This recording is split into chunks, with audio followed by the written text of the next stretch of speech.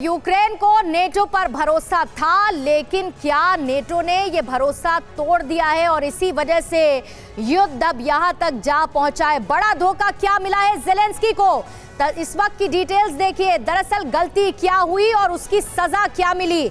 NATO पर भरोसा, ये बड़ी गलती ज़ेलेंस्की की। सजा ये मिली कि वादा तोड़ा और युद्ध में डायरेक्ट साथ नेटो ने नहीं दिया। इसी अंजाम को भुगत रहे ज़ेलेंस्की। गलती क्या की? रूस से युद्ध छेड़ा। क्या ये एक बड़ी गलती है ज़ेलेंस्की की? सजा ये मिली है कि पश्चिम देशों ने अकेला छोड़ दिया। ज़ेलेंस्की ये खुद कह चुके हैं कि वो अलग थलग पड़ गए हैं और सामने से आकर कोई साथ नहीं दे रहा है। इसके अलावा बड़ी गलती एक ये ज़ेलेंस्की की तरफ से हुई है कि वो लगातार नेटो से कहते रहे कि मदद दे वो, लेकिन नेटो खुलकर सामने नहीं आया। अमेरिका भी हथियार पहुंचाता रहा, रसद पहुंचाता रहा, लेकिन सैनिक नहीं दिए। क्यों? इसकी बड़ी वजह दरअसल यूक्रेन के राष्ट्रपति का अनुभवहीन होना। क्या इस धोखे की बड़ी वजह है? वैश्विक राजनीति, इंटरनेशनल पॉलिटिक्स और कूटनीति का अभाव है। डिप्लोमेसी को नहीं समझ पाए हैं क्या ज़ेलेंस्की?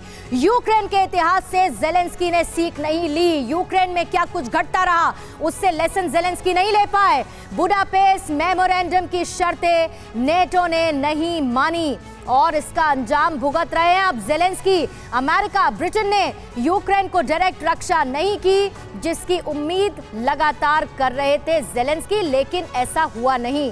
अब दगाबाज कौन है? क्या इसमें है दगाबाज, धोखेबाज? अमेरिका, सुपर पावर जो अपने को कहता है।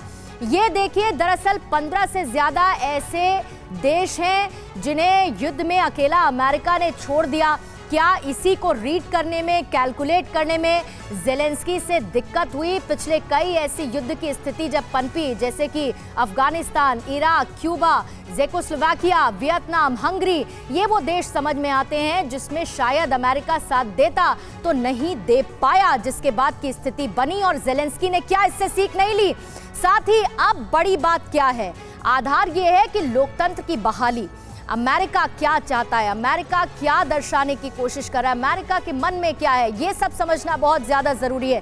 मानवाधिकारों का उल्लंघन लगातार हुआ, साथ ही केमिकल, बायोलॉजिकल वेपन का खतरा बताकर डराने की कोशिश की गई। जो दूसरे देश हैं उनके न्यूक्लियर वेपन्स को दुनिया के लिए बड़ा खतरा हमेशा बताया है अमेरिका ने। आतंकवाद, इसका मुद्दा भी अमेरिका बार बार उठाता रहा और इसी तरीके की ये टाइमलाइन बनती रही, शायद जिसके चक्रव्यूह को समझ नहीं पाए ज़ेलेंस्की और आज अकेले खड़े हैं रशिया के सामने युद्ध के इस मैदान में।